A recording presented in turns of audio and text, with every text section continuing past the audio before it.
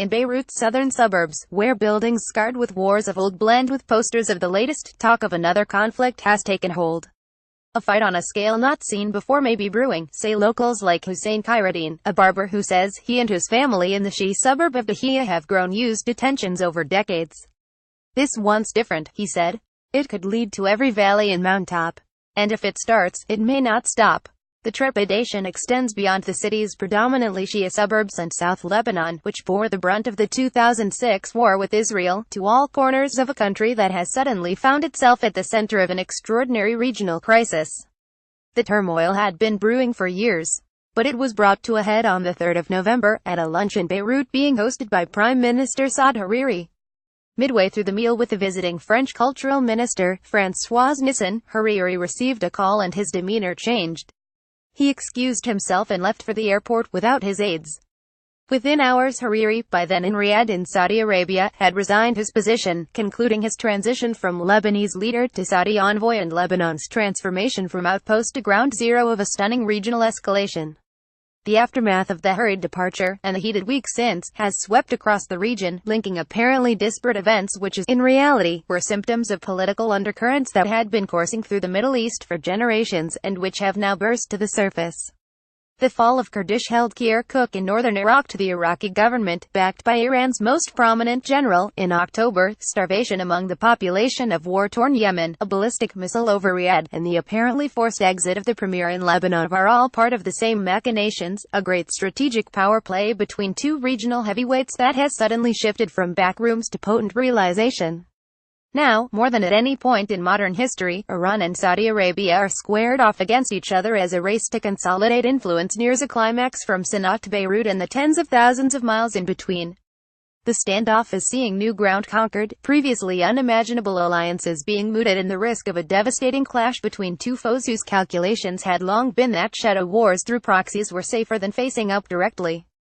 The shift in approach has been led from Riyadh, where a new regime determined to put Saudi Arabia on an entirely different footing domestically, is also trying to overhaul how the kingdom projects itself regionally and globally. The ambitious, unusually powerful, Crown Prince, Mohammed bin Salman, has been given a mandate by his father, King Salman, to take on what the kingdom and its allies in the United Arab Emirates see as an Iranian takeover of essential corners of the Sunni Arab world. His role on the home front, meanwhile, appears to have few bounds. Cultural reforms, economic rehabilitation, overturning traditional forms of governance, and a corruption purge that has dragged in previously immune royal billionaires, have left Saudi society reeling. 6 months into his job, Prince Mohammed, and the UAE's Crown Prince, Mohammed bin Zayed, believe that the time has come to muscle up to Iran. Both insist that Iran's arc of influence has conquered Baghdad, Damascus, Gaza and Lebanon, and is making inroads into Yemen and Manama, with the city-states of Abu Dhabi and Dubai also within reach. As Hariri settled back into Riyadh, the Palestinian President Mahmoud Abbas, whose administration last month reconciled with Hamas, which has received support from Iran, was also summoned to Riyadh to meet King Salman. "Where this story starts depends on your vantage point," said a European diplomat who has spent more than 20 years in the region. To the Saudis, it's the Islamic Revolution of 1979. They say that forced them to behave abnormally, and that now things are reverting to their old ways. There is truth to that, but there is just as much truth in suggesting 2003 kicked things off. Some of the Iranians at the pointy end of this, meanwhile, might go back another 1,500 years. The foundational split between the two main sects of Islam, over whether followers or descendants should succeed the Prophet Muhammad, has long been a starting point for attempts to explain the contemporary rivalry between Tehran and Riyadh. But the contest has more recently been drawn along modern lines of political power and influence, particularly in the post-Saddam years, which left the center of the region deeply destabilized. Saddam was the Sunni bulwark, said a Lebanese politician who advised the former Iraqi dictator. That is only now being understood by the Saudis, who are trying to position themselves in his wake, all these years later. While they dithered, Iran took hold, said a senior Saudi official who has left the kingdom in the past year.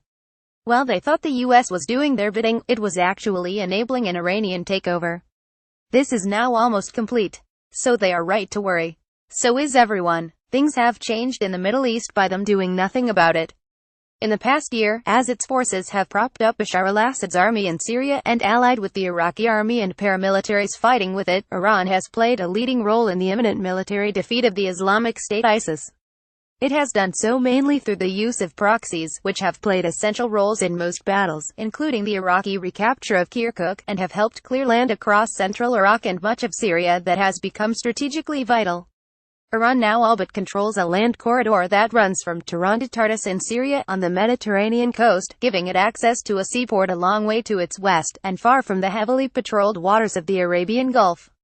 The route passes through the center of Iraq and Syria, skirting the Lebanese border and what were some of the most active areas of the Syrian civil war, which have been returned to regime control. They are 2 months from finishing this, said a senior regional intelligence official.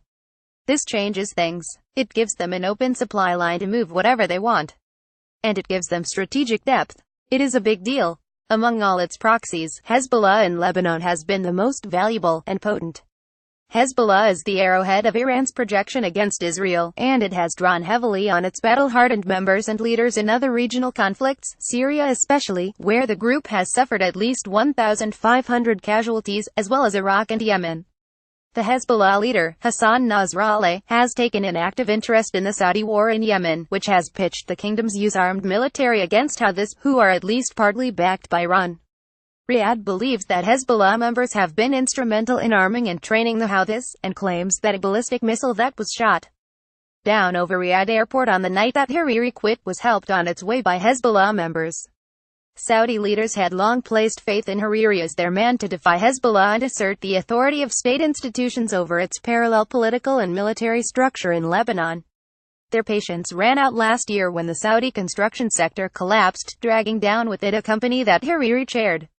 Since then, he and Saudi leaders have been at odds over more than $1 billion. Riyadh's new sense of crisis appears to have put that feud on hold and invited Hariri back into the fold, for a price.